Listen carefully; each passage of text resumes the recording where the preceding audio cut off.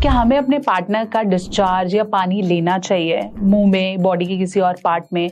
कितना सही है और कितना गलत है? पहले मैंने इससे रिलेटेड काफ़ी वीडियोस में बहुत डीपली एक्सप्लेन किया है, लेकिन उसके बाद भी काफ़ी क्वेश्चंस निकल कर आते हैं और क्वेरीज बढ़ रही हैं। तो डेफिनेटली अब इस वीडियो में मैं खुल के हर चीज़ को कवर करूंगी।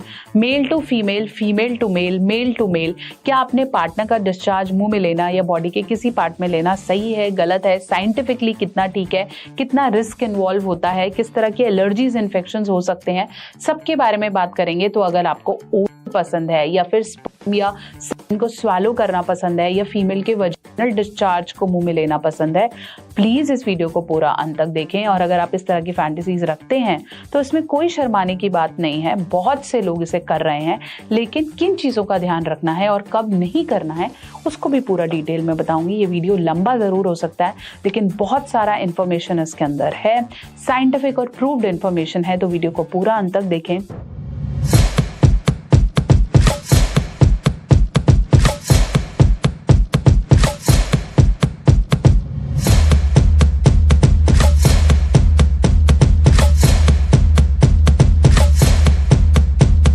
तो चलिए हम बात कर रहे थे कि अपने पार्टनर का डिस्चार्ज लेना सही गलत। जब हम एक एक्टिविटी के दौरान होते हैं और हम अपने पार्टनर से बहुत ज़्यादा लगाव महसूस कर रहे हैं, हम बेड पे हैं, हम बहुत ज़्यादा इंटेंस पावर को महसूस कर रहे हैं, ऐसे टाइम पे बहुत बार आपके पार्टनर के मुंह में चला जाता है या उनके किसी बॉडी पार्ट पे रह जाता है, तो इसमें हमें घबराने या टेंशन लेने की बात नहीं है। This is actually very normal.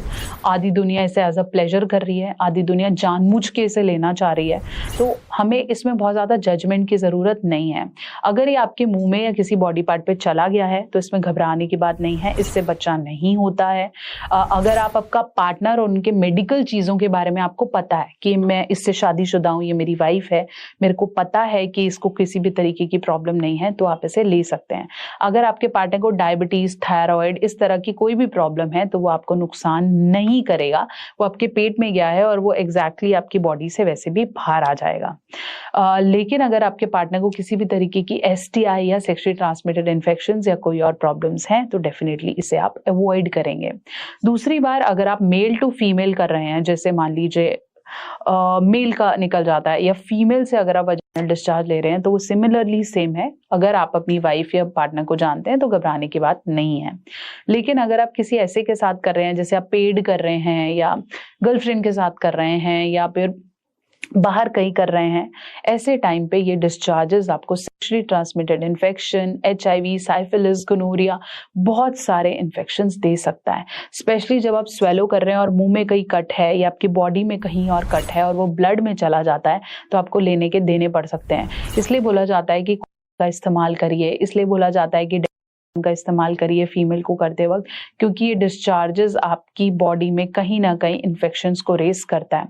और अगर आपके पार्टनर को हाइजीन इशू है, साफ सफाई या स्मेल वाला प्रॉब्लम है, तो स्किन प्रॉब्लम्स भी एक दूसरे से शुरू हो सकती हैं।